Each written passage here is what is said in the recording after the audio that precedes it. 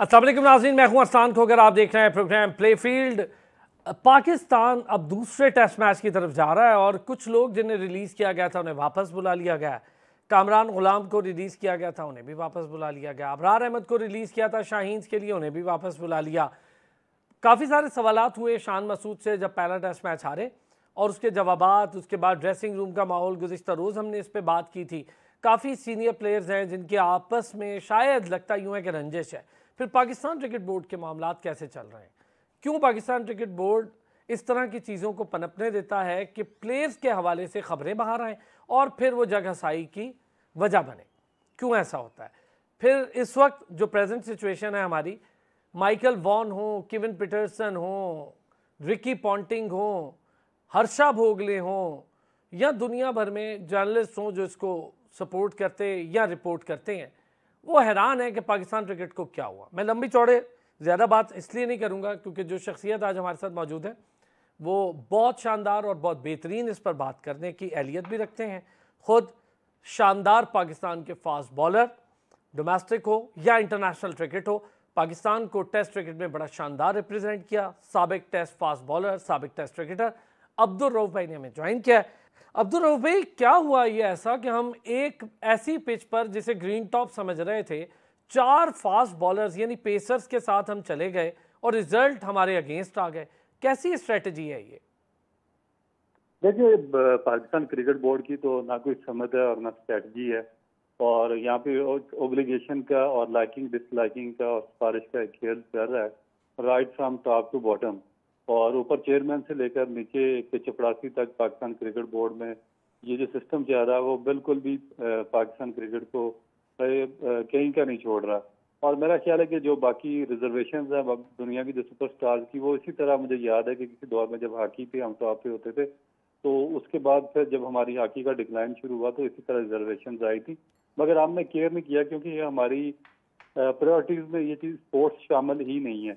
Fortunately बाज़ दफ़ा होता है कि हम टॉप पे चले जाते हैं और उसमें हमारे पास बार नेचुरल टैलेंट आ जाता है, मगर फिर हम उसको संभाल नहीं सकते और फिर इस तरह हम और डिक्लाइन का शिकार हो जाते हैं। तो अब क्रिकेट भी उसी तरह चल रही है। अभी जो आपने सवाल पूछा, मेरा ख्याल है कि इसमें भी इनकम्पिटेंसी अपने पीक पे है। आपका कोई सम्मत नहीं है, आपने जैसन गिलेस्पी को हेड कोच लगा दिया। तो हेड कोच तो बेसिकली होता है स्ट्रेटजिकल कोच, जिसने स्ट्रेटजी बनाना होता है। वो हाईली एजुकेटेड होना चाहिए या उसके पास डिग्री होनी चाहिए या किसी यूनिवर्सिटी या किसी इदारे से वो क्वालिफाइड होना चाहिए। तो एक फास्ट बॉलर को जिसने सिर्फ फास्ट बॉलिंग की हो, आप उसको स्ट्रेटजिकल कोच कैसे बना सकते हैं। फिर दूसरा साथ अजहर महमूद लगा दिया, जिसको पाकिस्तान ने इज्जत दी मगर उसने पाकिस्तान की इज्जत को ठुकरा के ब्रिटिश नेशनलिटी ली और वो उसका टाइम ही इंग्लैंड में गुजरता है प्लेयर्स के कॉन्ट्रैक्ट कराते हुए। तो उसको लाके यहाँ पर पाकिस्तान टीम का उन्होंने असिस्टेंट कोच लगा दिया। तो जब आपकी ये हालत होगी क्रिकेट बोर्ड चलाने वालों की, जिनको पता ही नहीं है किसी चीज़ का, तो फिर आगे 4 फास्ट बॉलर खिलाएं, 6 खिलाएं, 8 बैट्समैन खिला दें, या पिच इनसे रीड हो या ना हो, फिर ये चीज़ें तो मेरा ख्याल है कि चलती रहेंगी। अब्दुल रऊफ भाई, आप जैसे जब एरा आपका एरा दुनिया के बेहतरीन बॉलर्स पाकिस्तान टीम का हिस्सा रहे, आप खुद अगर डोमेस्टिक की बात करूं 148 मैचेस में 695 कमाल के विकेट्स हैं। ऐसा क्या हुआ है हमारे डोमेस्टिक में कि अब ना बॉलर्स आप जैसे निकल रहे हैं और ना बैटर्स हम देख रहे हैं कि इंजमाम या मोहम्मद यूसुफ या यूनुस खान के कैलिबर के निकल रहे हैं। एक आध बाबर आजम या रिजवान है, उसके बाद पीछे जो लॉट देख रहे हैं वो इंटरनेशनल स्टैंडर्ड को मीट ही नहीं कर पा रही।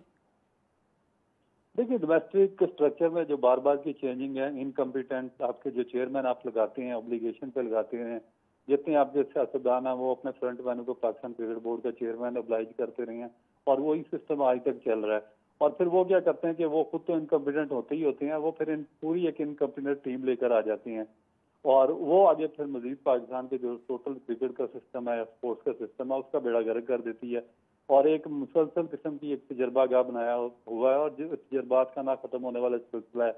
कभी आप रीजनल स्ट्रक्चर फॉर्म कर देते हैं, कभी डिवीजनल सिस्टम बना देते हैं, कभी डिपार्टमेंट को इंक्लूड कर देते हैं, कभी डिपार्टमेंट को एक्सक्लूड कर देते हैं डोमेस्टिक सर्किट से, कभी 6 टीमें बना देते हैं, कभी 8 कर देते हैं, कभी 16 कर देते हैं।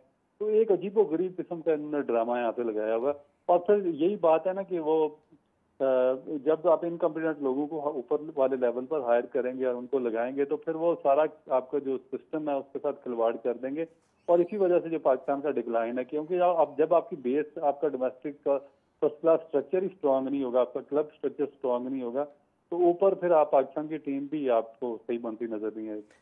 अब्दुल रऊफ भाई, शाहीन हो, हसन अली हो, हारिस रऊफ हो या हमारे बाकी बॉलर्स हों, क्या देख रहे हैं इनकी स्विंग कहाँ चली गई? वो खासा जो लीथल वेपन होता था पाकिस्तान बॉलिंग का, in swing, yorkers, reverse swing, वो कहाँ चली गई?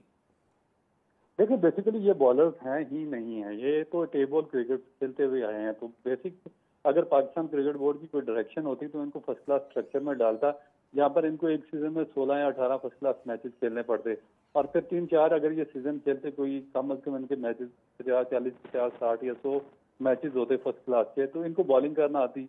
जो इनके बायोमैकेनिक्स हैं वो बॉलिंग से अवेयर होते, इनकी जो बॉडी लैंग्वेज है वो अवेयर होती, फिर इनमें स्ट्रेंथ आती, इनकी बैंक और थाइज में स्ट्रेंथ आती, और ये बॉलिंग के काबिल रहते।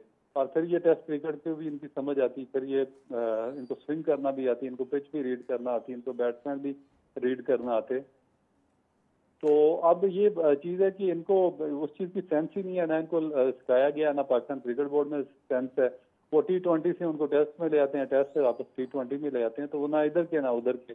यही वजह कि आपको जो बॉलिंग में डेफिशिएंसी का सामना है, इसी वजह से है कि इनकी मसल मेमोरी इस काबिल नहीं है कि वो टेस्ट क्रिकेट खेल सके। ये आपके जो 4 बॉलर आपने खिलाए हैं, इनमें से एक का भी एक्शन मुकम्मल नहीं है जो कि टेस्ट क्रिकेट से मुताबिकत रखता हो। जब आपके एक्शन ही कंप्लीट नहीं होंगे तो आप विकेट ले ही नहीं सकते। इवन कि अगर आप अगले टेस्ट में स्पिनर भी खिला दें कोई, तो स्पिनर भी पाकिस्तान के पास ऐसा नहीं है जिसके एक्शन कंप्लीट है, तो वो भी कोई इफेक्ट नहीं डाल सकता, चाहे आप किसी को भी खिला दें। तो अब्दुल रऊफ भाई, स्पिनर की आपने बात की, ऐसा क्या हो गया हमारे पास स्पिनर का? तो ऐसे लग रहा है जैसे कहत पड़ गया, एक स्पिनर नहीं है स्पेसिफिक या स्पेशल स्पिनर। यासिर शाह होता था, उसको हमने बाहर बिठा दिया, फिर ऐसा बिठाया कि 2 साल 3 साल हो गए टीम में नहीं आने दिया। देखिए ये फिर पूछना चाहिए ना कि पिछले सप्ताह से सप्लान मुश्ताक और मुश्ताक अहमद को है वो स्पिनर का वो लगाया था, ये जो आपका हाई परफॉर्मेंस सेंटर है उसमें, और इन पे बड़ी बड़ी पाकिस्तान क्रिकेट बोर्ड ने पैसा लगाया है और इनको वहाँ पे रखा हुआ था कि स्पिनर तैयार करके दें। तो वो सप्लान मुश्ताक तो शादाब खान को oblige करते रहे, और उसके लिए उन्होंने 10 स्पिनर और हैं जिनका बेड़ा गर्क कर दिया इन्होंने मिलके। तो फिर जब आप ये घटिया खेल खेलेंगे पाकिस्तान के बच्चों के साथ, यंगस्टर्स के साथ, और जो आपका अच्छा टैलेंट ऊपर आएगा उसके साथ, तो फिर एक टाइम आएगा कि वो सारे का सारा टैलेंट गायब हो जाएगा। अब क्या सकलैन मुश्ताक से पूछे ना कि शादाब को oblige करके वो ना पाकिस्तान से टेस्ट खेलने के काबिल है, ना वनडे और ना T20, उसके चक्कर में 10 आपने बच्चे ज़ाया कर दिए जो पाकिस्तान का फ्यूचर बनने वाले थे, तो आपने उनको भी सिस्टम से आउट कर दिया। तो पाकिस्तान को क्या फायदा हुआ? अभी उसी ये इनकम्पिटेंसी क्रिकेट बोर्ड की चेक करें कि उसी सकलैन मुश्ताक को उठाया और वो उन्होंने मेंटोर लगा दिया एक बच्चों का। तो ये तो यहाँ पे तो है कोई डायरेक्शन ही नहीं है, ना कोई समझ है, ना इनमें कोई अक्ल है, ना विजन है। बहुत शुक्रिया अब्दुल रऊफ, साबिक टेस्ट क्रिकेटर, साबिक फास्ट बॉलर हमारे साथ मौजूद थे। बड़ी अहम गुफ्तगू उन्होंने पिच से लेकर इस वक्त पाकिस्तान में जो टैलेंट का फुकदान है उस पर बात की। कहाँ गया टैलेंट, फास्ट बॉलिंग का वो खासा, वो लीथल वेपन कहाँ चला गया, स्पिनर्स कहाँ चले गए, हमारी बैटिंग लाइनअप को क्या हो गया, इन सारी चीज़ों पर और बोर्ड के स्ट्रक्चर पर, बोर्ड के मामलात पर, बोर्ड के डिसीजंस पर भी बात हुई। एक छोटा सा ब्रेक से वापस आएंगे तो ज़रा इन्हीं मामलात को आगे बढ़ाएंगे। दीगर पैनल बड़ा शानदार हमारे साथ होगा, उससे भी इस पर बात करेंगे। वेलकम बैक जी। अभी थोड़ी देर पहले जब अब्दुल रऊफ भाई हमारे साथ मौजूद थे, जो बातें वो करके गए, बहुत मैं कहूँ बिटर रियलिटी है, लेकिन वो रियलिटी है, उसको कोई डिनाई नहीं कर सकता, झुठला नहीं सकता, और कोई इंच बात भी, 1 इंच भी इधर से उधर नहीं हो सकती। बिल्कुल ठीक उन्होंने कहा है कि जो इस वक्त काल या कहत पड़ चुका है ना हमारे पास टैलेंट का, उसकी बड़ी रीज़न ये है कि कुछ खिलाड़ियों के पीछे बड़ी लॉट को ज़ाया किया गया, वो लॉट अब गायब हो गई या बाहर चली गई, और यहाँ पे जो टैलेंट खेल रहा है वो शॉर्ट टाइम के लिए, या मैं कहूँ कि बहुत ही स्मॉल टर्म की पॉलिसी को लेकर आगे बढ़ता है। वो समझता है कि PSL के लिए तैयारी करूँ, कोई एक मैच मिल गया, उसके बाद मुझे शायद कोई परफॉर्मेंस लग जाए, तुक्का लग जाए, तो मुझे नेशनल टीम मिले, ना मिले तो मैं बाहर जाके आराम से बाकी लीग्स भी खेल लूँगा, तो पैसे कमा लूँगा। इसको देखते हुए अब सारे क्रिकेटर्स इस राह पे चल निकले। तो टैलेंट का क्या होगा? मलिक खुर्रम साहब हमारे साथ मौजूद हैं। पाकिस्तान क्रिकेट बोर्ड में लंबा अरसा सर्व भी किया, करते भी रहे, अभी भी कर रहे हैं, ऑन एंड ऑफ काम करते रहते हैं, मुख्तलिफ लीग्स पर बहुत काम है खुर्रम भाई का। फिर क्रिकेट एक्सपर्ट हैं, बड़े शानदार, बाबर आजम साहब को बड़े क्लोज जानते भी हैं, क्योंकि जब बाबर आजम पहली बार अभी आए भी नहीं थे टीम में और आना चाहते थे, फर्स्ट क्लास खेलना चाहते थे, तो इन 2 हज़रात ने कमरा भी शेयर किया एक साथ। तो ये हमारे साथ मौजूद हैं। सैयद हैदर भाई हमारे साथ मौजूद है सीनियर स्पोर्ट्स जर्नलिस्ट हैं, बड़े शानदार जर्नलिस्ट हैं, लिखते बहुत शानदार हैं और बड़ी शानदार लिखाई में काट है हैदर भाई की। साथ ही साथ सैफ खान साहब साबिका क्रिकेटर भी हैं, बहुत अच्छा बेहतरीन फर्स्ट क्लास करियर सैफ भाई का और बहुत शानदार क्रिकेट एक्सपर्ट हैं, हमारे बड़े मोहतरम हैं। बहुत शुक्रिया जी तीनों हजरात का। मलिक खुर्रम साहब, चूँकि आप मौजूद थे, आप सुन रहे थे अब्दुल रऊफ भाई की बात, मैं ख़ास तौर पे जो उन्होंने कहा कि बोर्ड के मामलात को जिस तरह रन किया जा रहा है, काफ़ी कुछ उन्होंने कहा, आप समझते हैं, अग्री करते हैं किसी हद तक कि ये बातें दुरुस्त हैं? नहीं, देखें, बिल्कुल एज ए फॉर्मर क्रिकेटर, और आपको पता है कि काफ़ी ज़्यादा वो डोमेस्टिक सर्कल में इन्वॉल्व भी हैं, और जिस तरह से उन्होंने काफ़ी इंपॉर्टेंट चीज़ों को हाईलाइट किया, और देखें वो भी एरिया फैक्टर्स भी हैं। और आपको पता है कि जिस तरह से पाकिस्तान की परफॉर्मेंस जारी है, बैक टू बैक आपकी शिकस्त हो रही है। हालांकि देखें, आपने रिसेंटली जिस तरह से आपकी पहले 50 ओवर्स के वर्ल्ड कप में शिकस्त हुई, फिर काफ़ी ज़्यादा आवाम में उस चीज़ का गुस्सा था। फिर उसके बाद स्पेशली आप जिस तरह T20 फॉर्मेट में गए, हालांकि आप मोस्ट फेवरेट थे T20 में, वहाँ आपको एक USA के अगेंस्ट जिस तरह से शिकस्त हुई, फिर उसके बाद इंडिया से पाकिस्तान की शिकस्त, तो काफ़ी ज़्यादा आवाम जो है उस चीज़ से, आपको पता है कि पाकिस्तान जो है ख़ासकर मोस्ट पॉपुलर गेम जो है पाकिस्तान का क्रिकेट है, काफ़ी ज़्यादा इस चीज़ पर फोकस किया जाता है। फिर देखें, अब ये एक डिफरेंट फॉर्मेट था, आपकी वर्ल्ड टेस्ट चैम्पियनशिप स्टार्ट हुई, और आपको पता है कि पाकिस्तान जो है अगस्त 2016 में यही वर्ल्ड टेस्ट चैम्पियनशिप थी जिसमें पाकिस्तान नंबर 1 था और टेस्ट चैम्पियन बना था मिसबाह-उल हक साहब की क़यादत में। तो काफ़ी ज़्यादा एक्सपेक्टेशन थी कि पाकिस्तान अब वो चीज़ों को भूला, फिर एक नई जर्नी स्टार्ट होने लगी थी, एक डिफरेंट फॉर्मेट है। और आपको पता है कि रिसेंटली वैसे ही पाकिस्तान में एक खुशी की लहर आई, ख़ासकर अरशद नदीम के बाद, कि पाकिस्तान में और जो गेम्स हैं वो प्रमोट होंगी। और आपको पता है कि क्रिकेट लविंग नेशन है और काफ़ी ज़्यादा फोकस करती है पाकिस्तान की जो है स्पेशल क्रिकेटर्स के हवाले से। फिर पाकिस्तान की जो परफॉर्मेंस थी टेस्ट के अंदर से उस तरह अप टू द मार्क नहीं थी। और जिस तरह देखें, अब्दुल रऊफ साहब ने बहुत सी चीज़ हाईलाइट की, खासकर मैं वो कहना चाहूँगा कि जिस तरह से उन्होंने कहा कि आपको पता है कि बैक टू बैक आपके जो है हमेशा ये सिस्टम चेंज हो जाता है। कभी आपका 2019 का आइन आ जाता है, कॉन्स्टिट्यूशन चेंज कर देते हैं, फिर उसके अंदर आप डिपार्टमेंट क्रिकेट को ख़त्म कर देते हैं, फिर आप रीजनल सिस्टम को ख़त्म कर देते हैं, फिर देखें आपके 4 साल का गैप आ जाता है। फिर जिस तरह से आपकी क्लब क्रिकेट है, देखें आपकी बुनियादी मेन फाउंडेशन है, नर्सरी है, ठीक है, और उसके अंदर आप जो है मोर देन आपके 70,000 प्लेयर्स जो पार्टिसिपेट कर रहे थे। फजल महमूद क्लब क्रिकेट चैम्पियनशिप उसको आपने उस वक्त स्टॉप कर दिया, 2019 की मैं बात कर रहा हूँ। फिर देखिए जिस तरह से रिवाइवल हुआ, और आपको पता है कि पिछले 2 साल के अंदर बैक टू बैक जो आपके 4 चेयरमैन चेंज हो गए। और देखिए जो भी प्लानिंग होनी चाहिए, एक लॉन्ग टर्म प्लान होना चाहिए, और ख़ासकर जो आपका इन्वेस्ट करना चाहिए, आपकी जो है ग्रास रूट क्रिकेट है, आपकी क्लब क्रिकेट है, क्लब क्रिकेट स्ट्रक्चर जो आपका मजबूत होना चाहिए। फिर आपका खासकर डोमेस्टिक के अंदर आपका जिस तरह से आपकी फर्स्ट क्लास हो गई है, आपकी काज़ीरंग ट्रॉफ़ी हो गई, या प्रेसिडेंट कप हैं, तो इसके अंदर काफ़ी ज़्यादा इनको इन्वेस्ट करना चाहिए।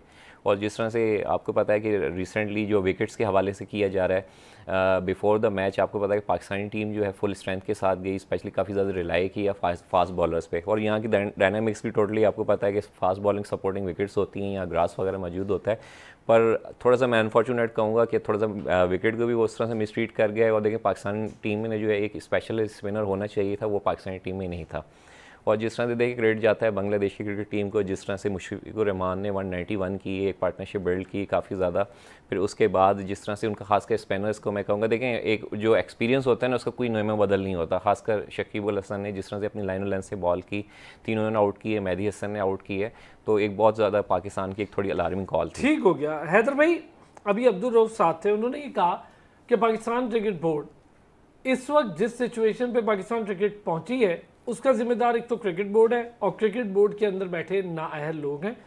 उनका ही कहना था कि पाकिस्तान क्रिकेट बोर्ड के जो इस वक्त करता धरता है, उनमें वो अहलियत नहीं है कि पाकिस्तान क्रिकेट को जो नुकसान या जो रप्चर हो चुका है इस क्रिकेट की साख का, उसकी बहाली के लिए कोई मरबूत निज़ाम बनाए। बिल्कुल सही कहा अब्दुल रऊफ ने। देखें, पाकिस्तान क्रिकेट बोर्ड में जो लोग बैठे हुए हैं, और 4 या 5 चेयरमैन चेंज हो चुके हैं, लेकिन वो लोग जो बैठे हुए हैं, जो CEO हैं और MD हैं, डायरेक्टर्स हैं, वो वैसे के वैसे हैं, 10 साल से वहीं बैठे हुए हैं, और उन्हें क्रिकेट का कुछ पता नहीं है, और वो 4 चेयरमैन को निपटा चुके हैं, खुद अपनी जगह बैठे हुए हैं। आप ये देखें, जो CEO हैं सलमान नसीर, ये कॉन्ट्रैक्ट पे कानूनी मुशीर बनने आए थे, इनको कॉन्ट्रैक्ट पे वकील हायर किया गया था, और ये वहाँ से CEO बन गए आके।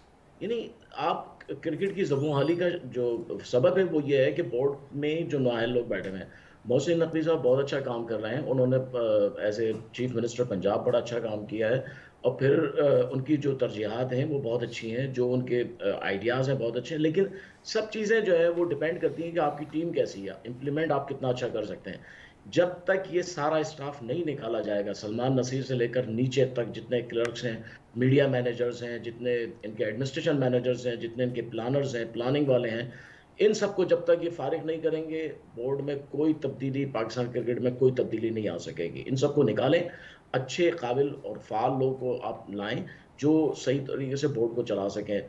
मोहसिन नकवी की सारी मेहनत जो है वो अकारत चली जाएगी अगर ये लोग चेंज नहीं हुए। दूसरी बात ये है कि खुर्रम साहब ने बड़ी अच्छी बात की, क्लब क्रिकेट में हमेशा कहता हूँ, लेकिन क्लब क्रिकेट के लिए हर एक कहता है कि उसको मजबूत करें। कैसे करें, उसका कोई मेजरमेंट भी तो दें, कोई प्लान भी तो देना। मैं आपको देता हूँ सजेशन, क्लब क्रिकेट क्यों कमजोर हुई है। पहली चीज ग्राउंड्स खत्म हो गए, दूसरी चीज क्रिकेट का सामान बहुत महंगा हो गया। एक बैट जो है, अच्छा बैट 70-80 हज़ार 1 लाख रुपए तक का बैट है, कैसे कोई ले सकता है मुझे बताएं आप जब आप पाकिस्तान में सिर्फ एक इदारा है जो पाकिस्तान को कमा के दे रहा है, वो है पीसीबी। उसके अलावा कोई आपकी इंडस्ट्री, कोई आपका डिपार्टमेंट, सब फेलियर में जा रहे हैं। पीआईए से लेकर स्टील मिल से लेकर हर चीज़ जो है फेलियर में है। सिर्फ क्रिकेट बोर्ड, आप इसको मजबूत करें, आप क्रिकेट के सामान पे जो है टैक्स खत्म करें, आप कंसेशनल प्राइस पे क्रिकेट का सामान दें, आप ग्राउंड हर जगह बनवाएं, रीजनल डायरेक्टर्स बनाएं। मैं आपको बताऊं कि जब शहरियार खान साहब थे, उन्होंने हर जगह रीजनल डायरेक्टर्स बनाए थे, नसीर गनी साहब थे हार्डी। और भी, जी हाँ, वो लोग थे। उन्होंने कंट्रोल किया था, पैसा वो देते थे, लेकिन पहले जाके देखते थे कि मीरपुर खास में क्या हो रहा है, सांगड़ में क्या हो रहा है, दादू में क्या हो रहा है, फिर वो पैसे। अभी क्या है कि यहाँ पे पैसे आंख बंद करके दे दिए जाते हैं। उसके बाद ये 2 हाई परफॉर्मेंस सेंटर, एक लाहौर में, कराची में बना के समझते हैं कि हमने क्रिकेट जो है तरक्की कर ली। आप जब तक क्लब क्रिकेट को फरोग नहीं देंगे, क्लब क्रिकेट के लिए ग्राउंड्स बनाएं, आप लोकल जो मिनिस्टर्स हैं, चीफ मिनिस्टर्स हैं, उनसे बात करें कि भाई आप उनको एक टास्क दें कि ये हमारा कमाई का इदारा है जहां से हम पैसे कमा रहे हैं, इसको मजबूत करें। हम जितने अच्छे प्लेयर्स बनाएंगे अरसलान, उतने हमारे अच्छे प्लेयर्स दुनिया की मुख्तलिफ लीग्स में जाएंगे। वो वहां पे जब उनको पैसे मिलेंगे, पाकिस्तान को टैक्स मिलेगा। तो पाकिस्तान जब एक जगह से कमा सकता है पैसा, क्यों नहीं उन पर इन्वेस्ट कर रहा है, ये मेरी समझ में नहीं आता है। इसका ये एक बहुत बड़ा चांस है पाकिस्तान के पास कि पाकिस्तान इसको मजबूत करे। और आप क्लब क्रिकेट के लिए ग्राउंड, सामान, ये 2 चीजें नेसेसरी हैं। जब ये सस्ती हो जाएंगी, खुद ब खुद क्रिकेटर्स बनना शुरू हो जाएंगे। अभी आपका सारा जो जितना भी आपका बैकअप है वो टैप बॉल से है, क्योंकि सामान नहीं खरीद सकते ना। फिर टैप बॉल वाले जब टेस्ट क्रिकेट में आते हैं, जीरो हो जाते हैं। T20 में हम क्यों कामयाब हैं? नहीं जी, अभी थोड़ी देर पहले अब्दुल रऊफ भाई सेम आप वाली बात करके गए हैदर भाई, इस पर मैं करता हूँ, इस पर आप लोगों से डिटेल बात करता हूँ। यही सेम बात वो कह कर गए। इस वक्त सैफ भाई, हमारा मसला क्या है? आपने इतना लंबा अरसा डोमेस्टिक खेली, सारे बड़े प्लेयर्स आपके टीममेट्स रहे, आप खुद माशाल्लाह बड़ा ज़बरदस्त खेले।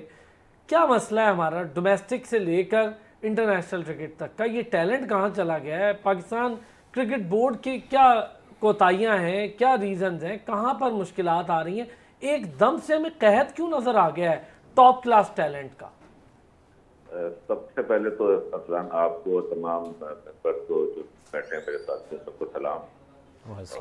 मेरा कुलीग, मेरा दोस्त अभी अब्दुल रऊफ आपसे जो बातें करके गया है, बहुत आजकल जेन्युइन बात करता है, वो बहुत सही बात करता है और बड़ा वजन होता है उसकी बात। तो मैं जो उसने लॉन्ग टाइम कुछ पाकिस्तान में डोमेस्टिक में आउट किए हैं, उन्होंने विकेटों पे आउट किए हैं कि जहाँ बहुत मुश्किल होता है कंडीशन उसे आउट करना, लेकिन उसका बहुत शानदार कैरियर रहा है, बहुत कामयाब तरीके कर रहा है। अनफॉर्चुनेटली वो पाकिस्तान के लिए लंबा साथ नहीं जा सका, लेकिन डोमेस्टिक में उससे बहुत कामयाब तरीन बॉलर में से एक 650 विकेटें ली।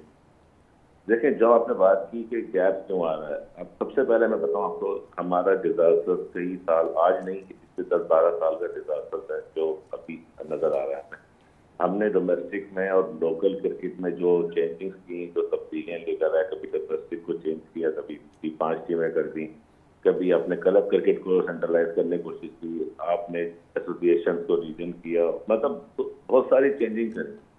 टैलेंट देखें, हमारे यहाँ एक ही गेम के ज़्यादा खेला जाता है क्रिकेट, और नेचुरल टैलेंट पे लग के पाकिस्तान के वो डोमेस्टिक में आ जाते हैं, खेल जाते हैं। अब फिर उसके बाद डोमेस्टिक में हमारे पास अकेडमीज का सिस्टम भी आया, सब कुछ आया। लेकिन एक तो मैंने जो बात नोट की है, देखा है, आप जब मेरिट का कत्लेआम करेंगे ना, जब आप जेन्युइन प्लेयर को, परफॉर्म करने वालों को मौका नहीं देंगे, और एक लॉबिंग सिस्टम जब टीम में आ जाएगा कि लॉबी के लड़के खेलेंगे, कप्तान जो बनेगा उसकी लॉबी के, और जो ये अब लॉबिंग सिस्टम देखें, मेरे आपके टाइम में भी आसान होता था, लेकिन परफॉर्म इतना करते थे कि कोई रोक सकता नहीं था किसी को, ठीक है ना।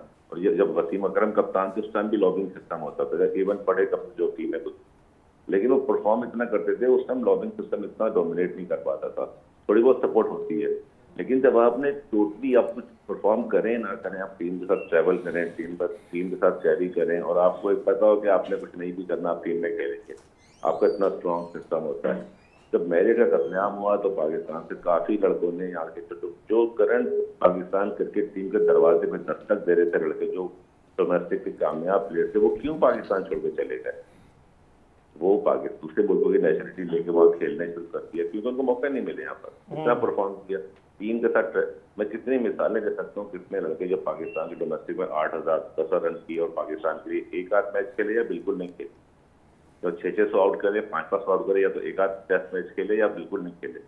तो जब ऐसा होगा और एक ही तरह से लॉबी सिस्टम पे लड़के खेलेंगे, फिर डोमेस्टिक में और लोकल में क्या आपने देखा कि हमने जो क्लब क्रिकेट जो थी, हम सारे जितने भी हम बैठते हैं, जो भाई आप प्रोग्राम करते होंगे, मेजर बात क्या होती है कि ग्रास रूट लेवल पे परफॉर्म जो है उस पर काम नहीं हो रहा।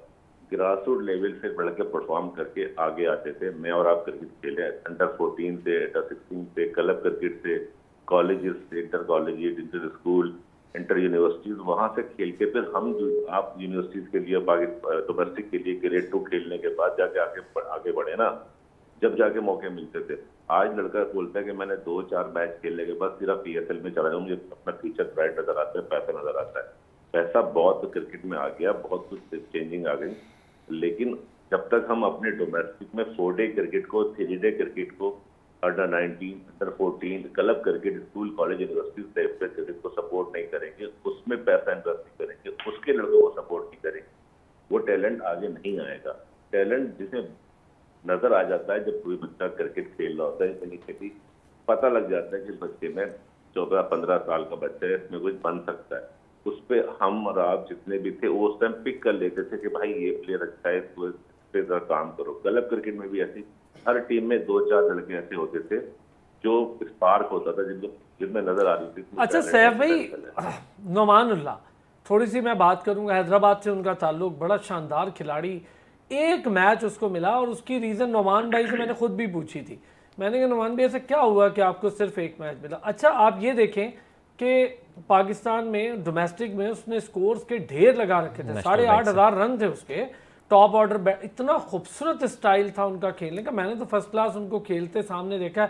हम तो उस वक्त ऐसे ही बॉल पिकर वगैरह होते थे, छोटे छोटे जाते थे ग्राउंड में। तो नोमान भाई, नोमानुल्लाह सैफ भाई बड़े शानदार, उन्होंने मुझे मैं एक बात कह सकता हूँ जी, मैं सॉरी माफ कीजिएगा सैफ साहब, बीच में मैं आपको नोमानुल्लाह को जो एक मैच मिला है ना, वो भी कैसे मिला है, मैं आपको बताऊं कैसे मिला है। लंदन से कॉल आई थी, सलाउद्दीन सल्लू से सिलेक्टर थे उनके पास, जब लंदन से कॉल आई तो तब एक मैच दिया गया। और चलिए शुक्र करें, वो डिजर्व करता था, बहुत शानदार प्लेयर, बिल्कुल वो डिजर्व करता था, लेकिन सलाउद्दीन सल्लू चीफ सिलेक्टर थे, उन्होंने उसका हक मारा है।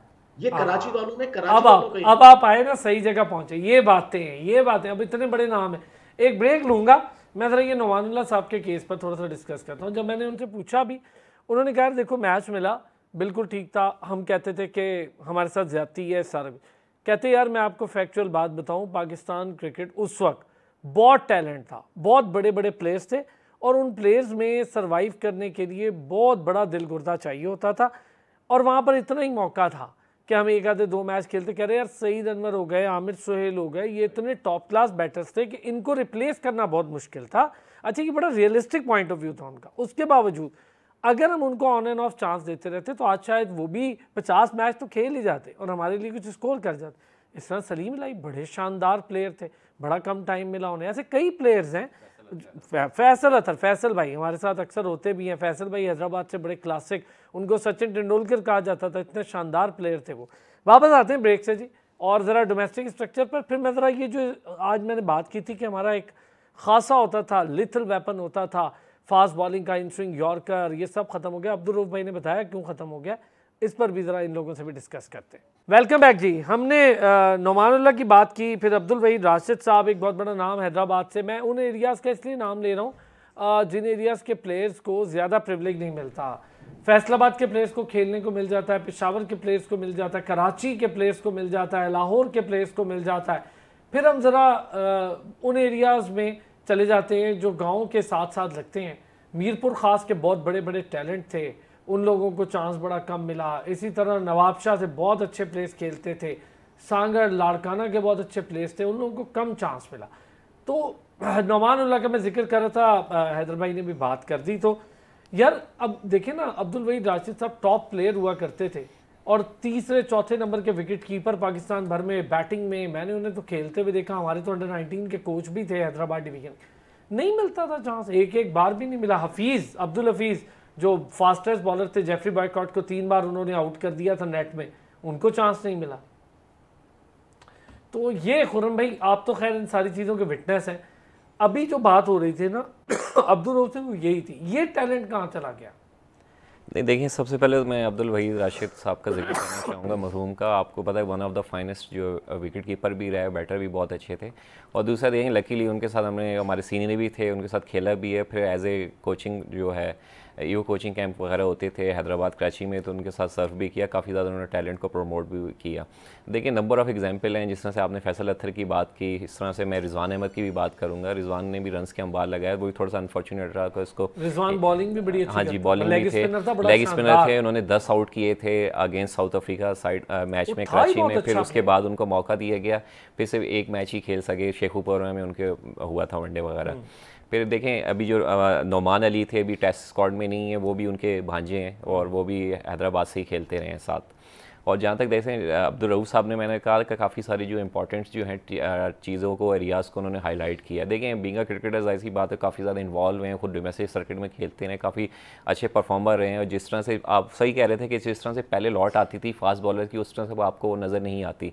और जिस तरह से देखें, रिवर्स स्विंग, इन स्विंगर्स वगैरह आके करते थे बॉलर्स वगैरह, अगर आप पास्ट एरा में जाएँ, देखिए इसके अंदर देखें थोड़ा सा सिस्टम का भी हमारा कसूर है। जिस तरह से आपको पता है कि बैक टू बैक आपका सिस्टम जो है डीरेल हुआ। सबसे पहले 2019 के अंदर जिस तरह से आपके पहले डिपार्टमेंट क्रिकेट ख़त्म की गई, आपकी टोटली 4 साल आपके क्लब क्रिकेट नहीं हुई, जो बार बार मैं कहता हूँ, डिफरेंट चैनल्स पर भी कहता हूँ। देखिए, बुनियादी नर्सरी होती है, प्लेयर वहीं से ग्रूम अप होके आता है और आपको पता है कि सारा पोटेंशियल वहीं होता है। फिर उसके बाद आपका जो रीजनल सिस्टम था बहुत स्ट्रॉन्ग था और प्लेयर जो है पॉलिश होके फिर आपके डिपार्टमेंट्स के पास जाता था, तो डिपार्टमेंट जो है फाइनेंशियल तौर पे काफ़ी ज़्यादा उनको स्ट्रॉन्ग कर देते थे। और आपको पता है कि काफ़ी ज़्यादा डिपार्टमेंट्स जो थे, हाई राइज अपना सैलरीज भी उन्होंने देना स्टार्ट कर दी थी।